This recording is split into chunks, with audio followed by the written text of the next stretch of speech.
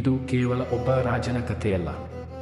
ಇದು ಒಂದು ನಗರವನ್ನು ಕನಸಾಗಿ ಕಂಡು ಅದನ್ನು ನಿಜವಾಗಿಸಿದ ಮಹಾನ್ ನಾಯಕನ ಕಥೆ. ಕರ್ನಾಟಕದ ಹೃದಯವಾದ ಬೆಂಗಳೂರು. ಈ ನಗರದ ನಿರ್ಮಾಪಕ ನಮ್ಮ ಹೆಮ್ಮೆ ಕೆಂಪೇಗೌಡರು.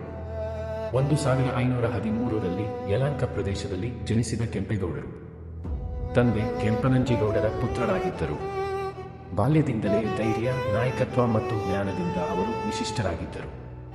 ಕೇವಲ ಯೋಧರಲ್ಲ, ಅವರು ಒಬ್ಬ ದೃಷ್ಟಿದಾನಿ.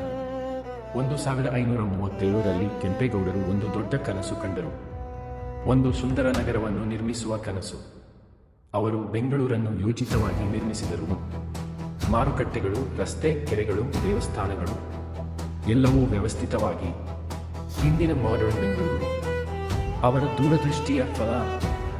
ಕೆಂಪೇಗೌಡರು ಬೆಂಗಳೂರಿನಲ್ಲಿ ಒಂದು ಬಲವಾದ ಕೋಟೆಯನ್ನು ನಿರ್ಮಿಸಿದರು.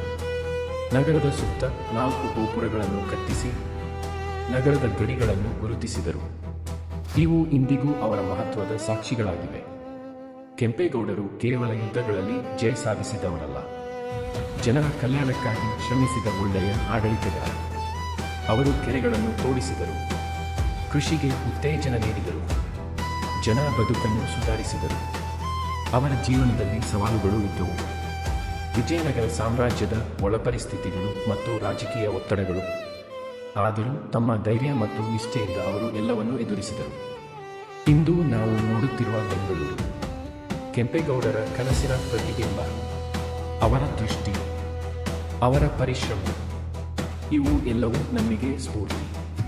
ಒಬ್ಬ ನಾಯಕ ನಗರವನ್ನು ನಿರ್ಮಿಸಬಹುದು, ಆದರೆ ಒಬ್ಬ ಮಹಾನ್ ನಾಯಕ ಇತಿಹಾಸವನ್ನೇ ನಿರ್ಮಿಸುತ್ತಾನೆ.